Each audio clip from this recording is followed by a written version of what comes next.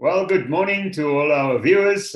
Welcome to yet another edition of On the Line With. And today we are talking to somebody down at the coast. Apparently, at the south coast, it is raining, it's pouring, it's cold. So he's sitting inside. Welcome with us today, Mark Delahaye. Goeiemôre. Goeiemôre, hoe gaan dit? Ja, baie goed, dankie. We're on the north coast actually though. Oh, you're on the north coast. Well, everything down there is south for us. On the right side of the railway track. Okay, that's good. Exactly where are you based, Mark? In Umhloti Beach between Durban and Ballito. Okay, that's great. And I see that you are sitting nicely inside with a number of lures. And so I guess today is another prep day or something. What are you keeping yourself busy with? Well, we've been locked down for 11 or 12 days now. So I haven't been out of the house for a while. So that's why everything's looking quite neat here. We've been tidying things and putting new hooks on lures and getting ready to hopefully go out again at some stage. Yeah, and it's raining and windy and cold outside, so we're in the garage today. That's all, getting away from the kids. They're watching the TV already. That's great. So you're a sitting home dad at the moment. Yeah. I've never been at home for more than 3 weeks at one time in my whole life. So this time I'm not even allowed to leave the house for 3 weeks. That's great. Mark, today we are talking a little bit about saltwater fishing and a little bit about what you're doing. I'm going to share my screen with the viewers so that everybody can see what you are up with.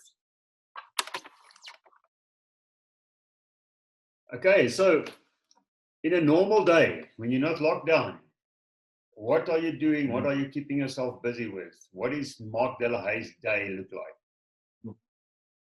Well, over the last sort of 4 or 5 months, we've started a company that's called African Fishing Outfitters, where we offer guided trips. Obviously, we do day charters, but then we do guided trips, like just target specific fish. Like we've had a few calls, guys want to go catch GTs up north, so we're going to spend 2 or 3 days up at Setswana or somewhere like that. Or go to Mozambique, or the guys want to catch big tuna or wahoo, and then we put a trip together and we take the guys out to do it. A couple of guys, myself, Marcus Portpeter, and a few other really good guys. So yeah, and what we like to do is provide more of an experience and just a charter where the guys can actually come and learn something. They can learn about the electronics, they can learn how to make certain traces, different knots, rather than just go out and blindly go and try and catch something. Well, if I look at some of these pictures, it looks like you're on the Vaal Dam or something, not on the sea. Sometimes you get those days, eh? Yeah, definitely. Often those really flat days are the hardest fishing days, but most enjoyable to have a little braai on the boat or something. But obviously we don't like to take guys out when it's too rough either. So yeah, you never know with the weather. Forecasts are pretty good, but yeah, sometimes you just got to go and have a look when you're there. Oh, I see the stadium in the background as well. At the moment, it's like a bit of a monument or a white elephant. Nothing's happening there. Yeah, it's sometimes we do launch out of Durban when the surf is really big. The sea looks flat there. I think the surf is really big. But most of the time, we go to specific destinations to launch. Sometimes the guys want to go out the harbour, then you see the stadium and things like that. But it's quite amazing. Even if you're 40 kilometers out at sea, that stadium is the first thing you see of Durban all the time. Yeah, I can imagine. It's a bit of a landmark type of thing. Eh? I see these pictures. Yes, it must be quite a blessing to be out on the sea with the sunrise over the waterline all the time, every morning going out. It must be quite a blessing. Eh? Yeah, it is. I'm not very good at sitting in the office. Obviously, you have to do the work at some stage, but quite often, we get up at summer sort of 3 o'clock on the water, sort of 4:20, 5, 6 hour trip back home by 11:30, and everybody thinks you've had a half a day. We actually had more than everybody's full day, but you're just back earlier. So yeah, it is pretty awesome to get up and go and see those things rather than going and sitting in a box with a computer. And obviously the rush hour traffic is not the same. Obviously it's a big shore break and often the back line to negotiate, which is much better than the taxis and the trucks. So yeah, it is special, and yeah, don't take it for granted. Yeah, but it's work, eh? It's still work, but it's great if you can do work, um, doing things that you really love. I noticed two different boats here, Mark. Yeah, so Both charter we got boats. two boats. We got two boats that we run. Um, both are registered charter boats. One is Fish Face, the 19-foot Evo from Yamaha. Yeah, it's a spectacular little boat. A lot of people always see it and they're like, "Oh, I want to hold this." But once you've been on it, it's one of my favorite boats. Really nice to fish, rise the seawall. Yeah, it's just spectacular all-round boat. And then the other boat that we run is also made by Yamaha. It's a 21-foot Sea Cat, it's all good. And that we obviously, it's going to take a few more people on, and it's geared for marlin fishing, um, and those sort of things. So yeah, there's two available boats. One's nice to take, shoot up the coast trips and everything, and obviously the bigger one, to go and do that big game fishing and that sort of stuff. So yeah, it's nice to have both options. Where did you come with a name like that, Fish Face? How was that inspired? I've got a friend in the surf industry, Mark. He does they do FCS fins and stuff. So I call him Skeghead, and he calls me Fish Face. Okay, so that's actually your nickname, Oh, sort of. some I guess sometimes. Yes, a golden look over the water is just beautiful, eh? Yeah, those early mornings are always spectacular. Um, yeah, everyone's different, so it's pretty cool. Yeah, that one as well. Tell us a little bit about uh, what you're powering with and why. Yeah, so the 19-foot Evo, it's obviously it's a 6-meter boat, which is pretty big, but you can actually run it on those Yamaha 70s.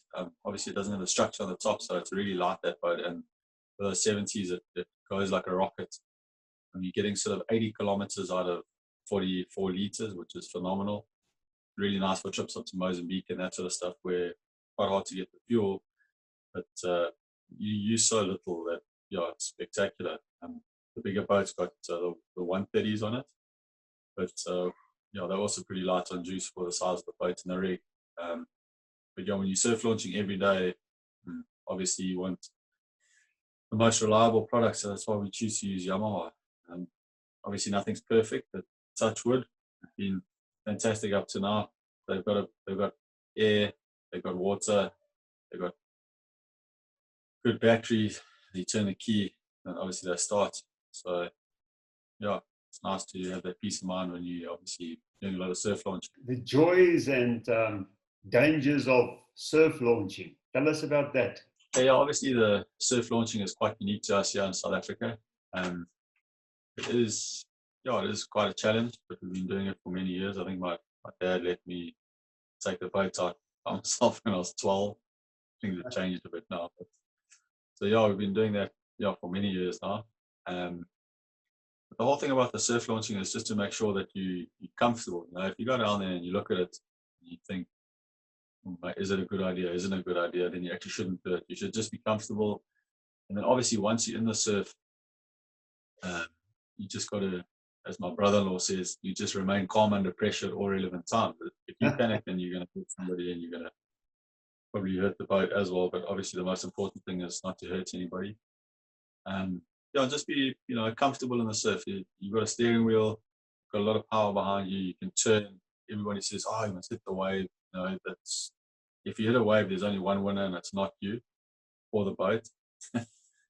So yeah, you just make sure that the main thing is to be comfortable and make sure everybody's safe. But yeah, every place poses a different challenge. A lot of our north coast launches have got really big shore breaks, which are dangerous. So we're going to use a tractor to push the boats in. And then more down the south coast, you've got those big river mouths to launch out of, which got a lot of waves and sandbanks. You've got to be able to read where the water's deeper or shallower.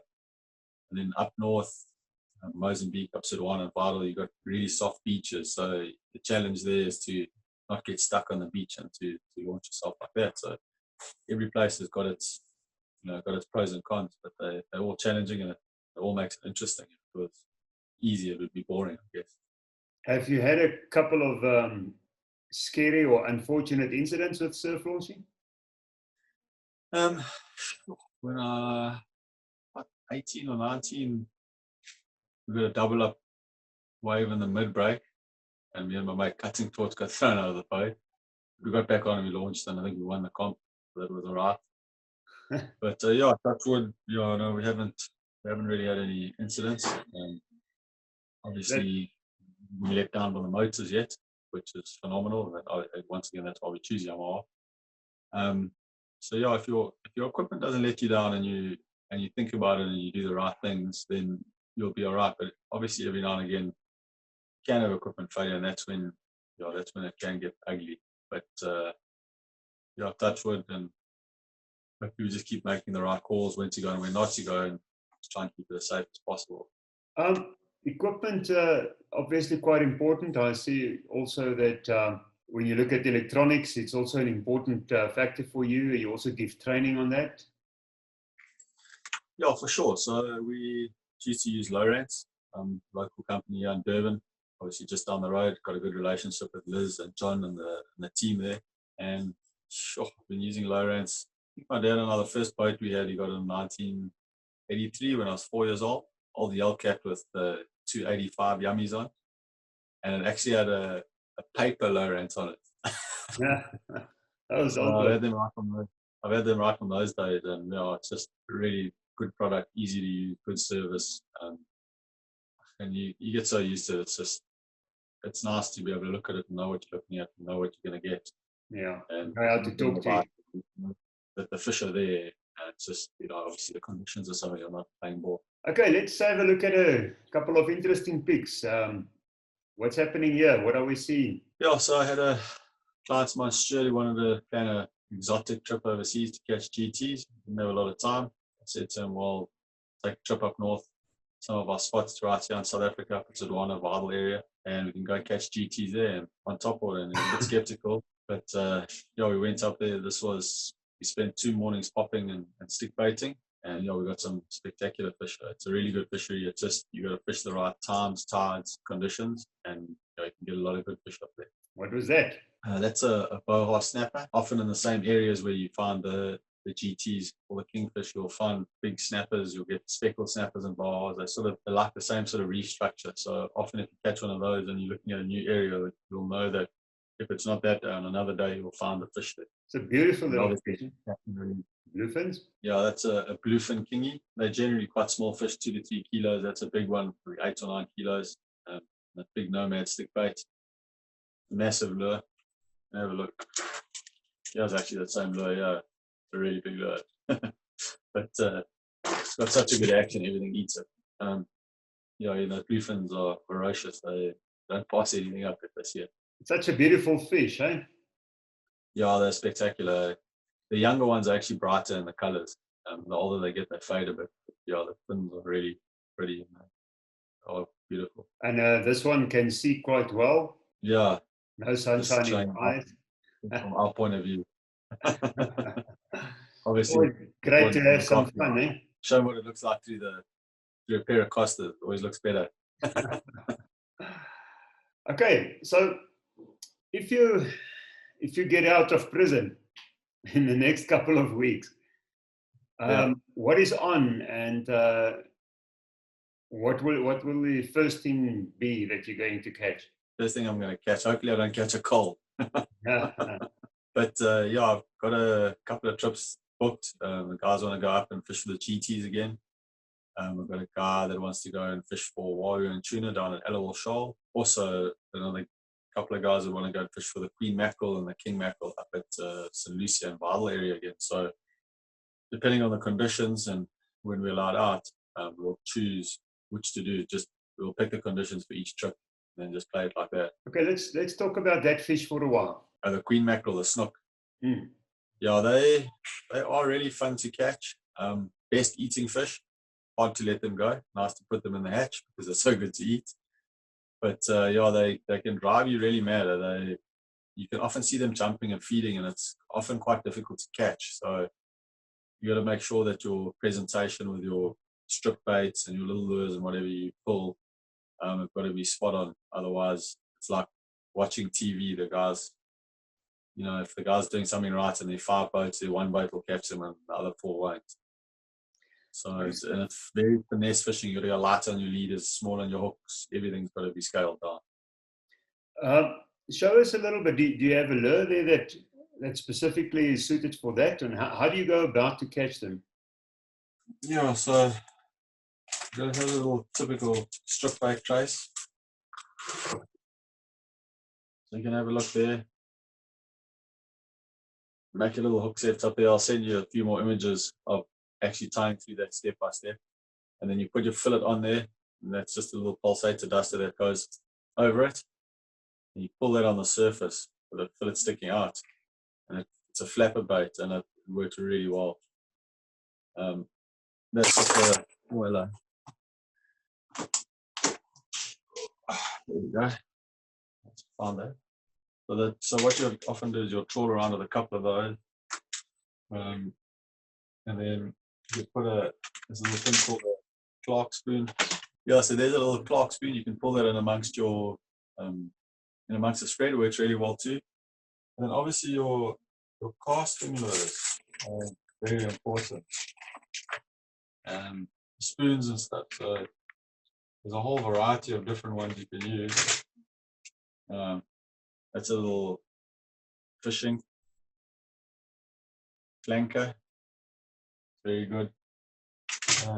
When you do that, when you're casting off the boat with lures like that, what type of tackle do you use? Yeah, so small, like a small reel, like a sort of like a pen slammer, 4,500 20-pound braid. Whiplash or black velvet's really good because it's really thin for the breaking strain, but 20 or 30 pound. And that's a little Sabile, little stick shad, little stick bait thing. You can see it's all really small stuff. A couple of other things, little twisty, tiny little spoons like that, you know. Those small finesse stuff. Little bite me spoons really good too. So I gather with lighter tackle like that, these snook are giving quite a bit of a yeah, no, so the snook you get up in Zululand and that generally, you know, 60 like up to like 9 kilos. They're wide fish and they can pull really hard. So on that light tackle, often when you're pulling those strip baits, you get those bigger kuta as well, like sort of 10 to 20 kilo. So yeah, that can be a bit challenging, but it's really good fun. So nice way to catch them. Okay, so what else do you think would be on by the time winter hits and we can go fishing again? Well, in the beginning of obviously in the beginning of what are we going to be in now? April, March, April. Yeah, at the end of April, beginning of May. It's still a good time for the GTs up north. They just go right into June. We get them. So we've got that trip booked up there, which is I always love to do those ones. But that's all based around the tide. So you want to do that trip at the either on a full moon or a new moon, and then right over that spring tide period where you get the biggest push and pull of water. They like to feed in the currents and that sort of stuff. So it's quite important to get those timing right. And what would you fish for them, Mark? Well, we use a variety of stick baits and poppers. Some of my favorite ones made by my friend in Belito, old Socks. Custom makes poppers there. He custom makes them, and obviously we put those big KK trebles on. There's a popper, and there's got a natural stick bait. That's a sock stick, the Mackerel. It's very natural. And then my favorite lure of all, Nomad Riptide, the 265. You're doing a Mark, you're a seer. Yeah, I can glo. You throw this thing for 6 hours, it hurts. What do you throw it with then? What tackle do you use? Yeah, you can use sort of. I use a couple of different things you can use if you're using Shimano, like a 18 or a 20,000 Stella or a twin power. I don't know if you get one that big, but and then something like a Pen Slammer 7,500 or 8,500. And then you want to use braid that 100-pound Berkeley Whiplash or Black Velvet or 130 pounds, something like that. quite heavy. And rods? I always use those Penn Battalion rods. They've got a popping one, 7'8", softer one, and then they've got an 8-foot, the heavier one. 7'8", the slightly softer one I use for the stick bait, and the 8-foot, the stiffer one I use for the poppers. So obviously the pop, you want that a little bit stiffer to get it to pop better, and then the stick bait, you want to be able to sweep it a bit to get that walk the dog motion going. As I said, yeah, that stick bait, it really hurts to throw, especially on day 2 or 3 after you've been throwing it for 5 or 6 hours. But the problem is when you see the action, you know you're going to get a bite, so you keep throwing. Yeah, and I guess the heat is something special. Eh? Yeah, no, it is spectacular, and you just never know when it's coming. So it's really cool. Yeah. You can get a lot of other things in between. You get a lot of big king mackerel and all those sort of things in between the GT. So yeah, it's quite exciting to do. Okay, and the wahoo? So wahoo, you do get a lot of it. It's quite a strange fish because it's a really tropical fish, likes the warm water, but May, June, July, and into August down here on the south coast at Ellerwall Shoal, you get them like as a winter fish. But the water is really warm, like 23 degrees for winter there, and you get these big shoals of really big wahoo, between sort of 20 up to about 35 kilos. That's a We big get a fish. big concentration of bonnies and live bait there, so we catch a lot of them on the live bait, and obviously that's the best way to catch them, live bonnie. Yeah, and it's also a really nice place that time of year. You get a lot of big tuna, lots of sailfish, a few marlin. So when you're fishing with a live bonnie, you can catch anything. Yeah, and that's close to home, so we do quite a few day trips down there. I think there's a trace here. Sorry, I can grab it. Yeah, so there's just a typical sort of trace. You actually want it quite short, so that's a 1.0 BKK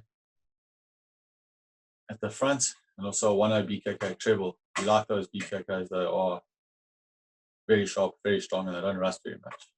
But they are the top hooks to use. And if you see that trace there, you want it when you fish with a wire. You use one treble hook, and it must only go halfway down the bait. Yeah. Quite a strange thing to catch the wire. You'll come and you'll chop it in half, and then you'll come back and you'll eat the other half. So you don't actually want to hook it on the first time it bites the bait because you'll lose it. So what you really want to do is the shorter you got your treble, the better. So it actually comes and bites it in half, and then you click over it, pre-spool it, and it comes back and swallows the rest of it. Oh, it's like a 2-stage bite. Yeah, 100%. But it's hard to do. That's when you got to remain calm because you want to strike, you want to do all sorts of things. You got 50, 60 pound fish going ballistic there, and you just got to let it eat it nice and calm.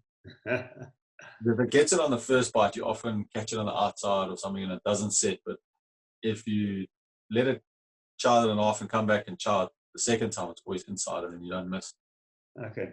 Well, you must just send a little note with the bait to say only eat half now. I wish. Mark, let's have a look at another bit of a video. Show the viewers one of your recent trips. Let's have a look at which one first. This one. Oh, that's where you start off. I see that there's some. That's looking at the low range there with the 512, 513 that way. There's a showing. Okay, so just tell us what we were looking at here and what were you explaining to the guys on the boat? Yeah, so you can see the split screen on the low range there. On the left, you can see on the left of the sounder, you can see the track. You mark 2 specific areas where you kept seeing that big showing, and the showings on the right, and you can see those big red spots. Those are the queen mackerel, and those are the spots where they are holding on a little ledge. And so you know they're there, and we kept working the area. And then if you go to the next clip there, you can see Brandon and Stuart going double up, which is always a nice thing to see. And you know your strip baits are working. Okay, so now you were working that area going over the shoal. Exactly, yeah, those showings. And that's the result. Okay, let's just look at which one will be the next one.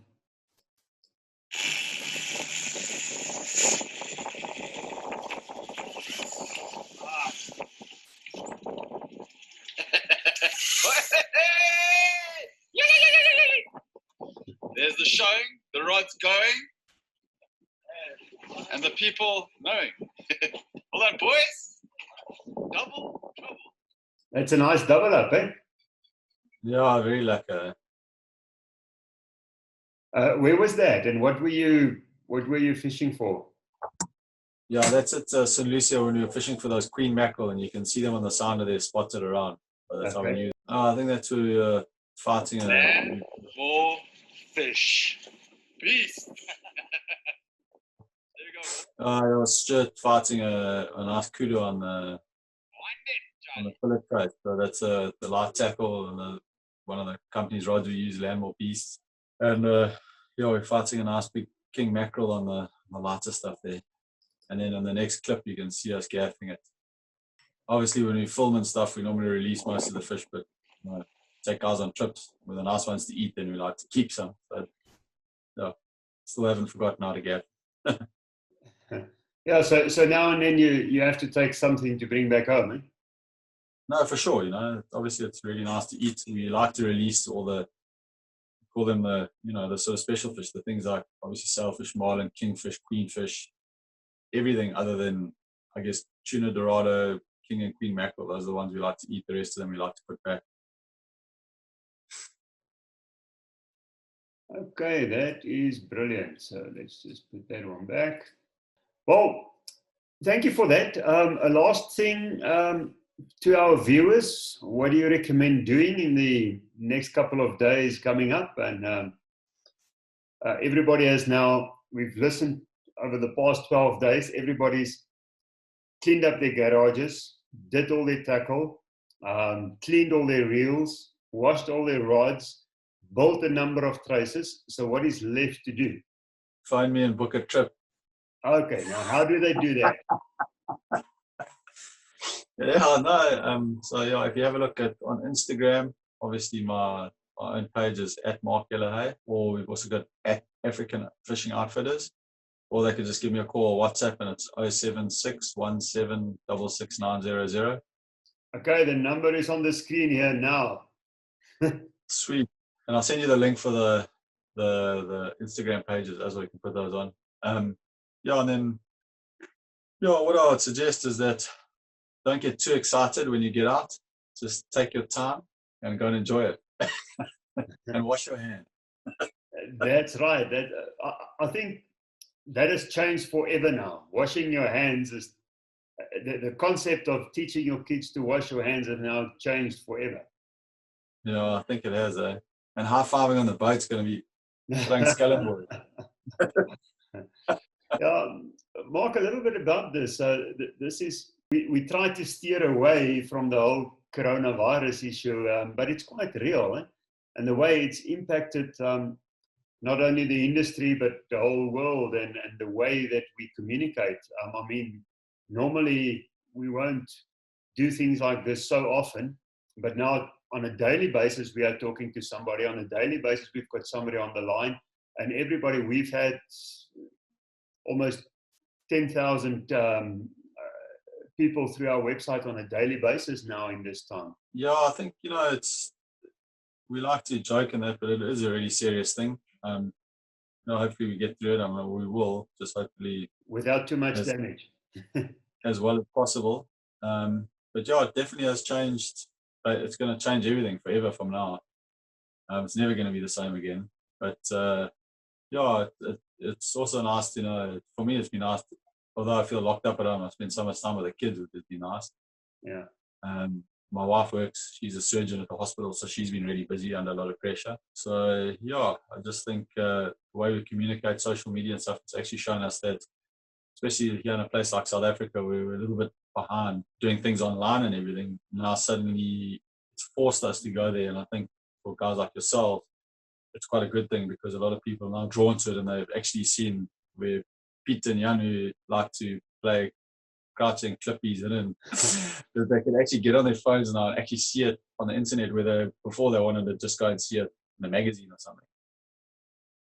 So I think it's good for our industry, for South Africa, definitely, that people can see that online is fine, you know. Yeah, that's true. But there's It one. made us catch up really quickly, which I like that, because I think 99% of my advertising we do is all on social media. So the more people that use it, the better it is for me. So it is a really powerful thing, and I think that is one of the good things that have come out of it so far. Yeah. The one thing that coronavirus will never be able to change is being out there on the water with the sunrise and a reel screaming is still the best thing ever. That's it. If it doesn't get us, then it won't change that. So hopefully it stays clear and we can get back out there. But that's 100%. There's no substitute for actually being out there and experiencing that and spending some time on the water. So hopefully sooner than later. Okay, great, Mark. So thank you for chatting to us. Thank you for sharing some of your advice, and let's invite our viewers to give Mark a call, speak to him, get into his head, get some of his knowledge. He's a really knowledgeable person and a good angler, and he's got so much to offer. And support him, book a trip for when you get out, start planning your itinerary. On For Anglers, there's a lot of trips, there's a lot of destinations, there's a couple of very interesting articles about planning your itinerary, going up into exotic destinations. So go and read it up and give Mark a call. And on For Anglers, click here and like our page on YouTube.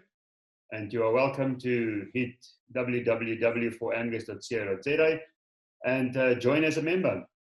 Mark, thank you very much for talking to us.